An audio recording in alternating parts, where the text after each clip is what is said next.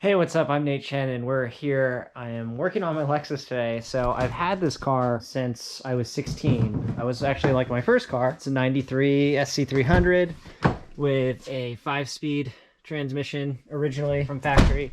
So, they only made less than a few thousand of these per year when they were in production. So it's really cool. I got this car when it had like 80,000 miles on it, and now it has 145. So I've had this thing forever. I remember I used to go back and forth between William and Mary, which is in Williamsburg, Virginia. That's where I went to school. And I loaded my like freshman dorm up. I crammed everything in there, like just shoved a bunch of stuff in there, and then came back. And then I think there's one year I stuffed like 4 of my freshman hallmates or 3 other of my freshman hallmates in this car, and we all drove down to Williamsburg. And SC300 is a big car for drift car, but for 3 grown men, it's pretty small. So that was also really funny. And I used to carry my DJ equipment in here too. I was a DJ in college, for those that didn't know. I managed to like fit my 18-inch subwoofer in the passenger seat, and then I could fit both of my 15-inch speakers in the back. And then I would shove my like mixer and then the CO2 cannon in the back seats and cord bag, because I had a whole bag full of cords. So anyway, yeah, a lot of great memories with this car. But unfortunately, the radiator decided to, the clutch fan decided to, here, maybe you can see a little bit better now.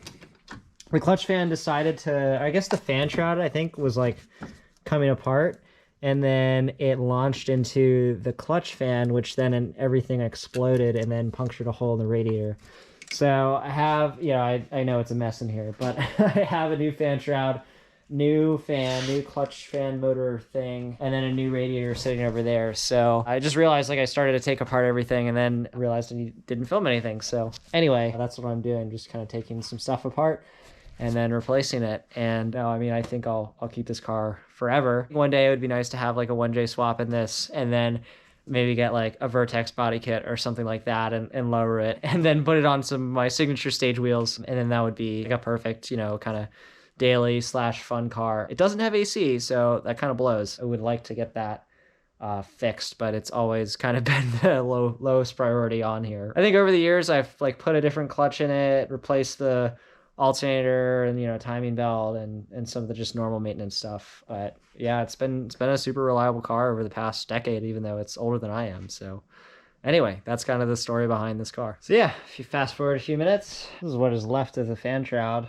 It had been cracked for years, and as you can see, it was kind of glued together, and then I guess eventually it kind of let go. Fairly quick to take out though. Like it's pretty easy car to work on. All I had to do was I had to take the battery out to get this fan shroud thing out, and now I'm gonna have to clean out these plastic bits. But overall, it's like going pretty fast, which I'm happy about, because to be quite honest, I don't really want to spend tons and tons of time in the garage, especially on something like this where I'm not even making the car faster. I'm just making it fixed, I guess, from being broken. So let's get the radiator out and then the clutch fan. Radiator is removed, but I just realized the radiator that I bought has these 2 ports for an automatic transmission. And so obviously I don't have that. All I'm going to do is just plug them off with a vacuum cap, but I don't really know where mine are, so time to go to the parts store, I guess, and I'll be back in a few minutes. Well, coming back together, got back from the parts store. I also realized I forgot a thermostat gasket, since I replaced the thermostat while I was doing all this, because figured why not. New thermostat's in there, and kind of made a mess taking out the old radiator, and I'm still like picking up these tiny shards of plastic everywhere. 100,000 pieces. Oh, that was the rad mount. As you can see, it's all there, and the old fan, or what's left of it.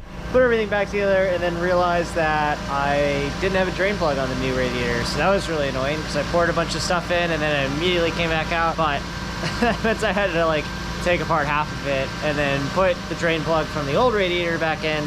But now we're all good. Just bleeding the coolant system, and if you don't know what that means, all you have to do is put a funnel in, fill it up with coolant, and then you just let it run and warm up, and then once it warms up, it sucks out all the air bubbles so that the cooling system will actually stay cool. Otherwise, if you don't bleed the coolant when you're changing anything with your cooling system, then it'll have air bubbles inside it, and then it will never actually stay cool. So anyway, real fun process. All I'm doing is sitting here letting it run, but looks like it's all fixed. This new plastic is nice and fresh. So pretty happy, got everything done, and now I get to drive the car again. So glad that's over.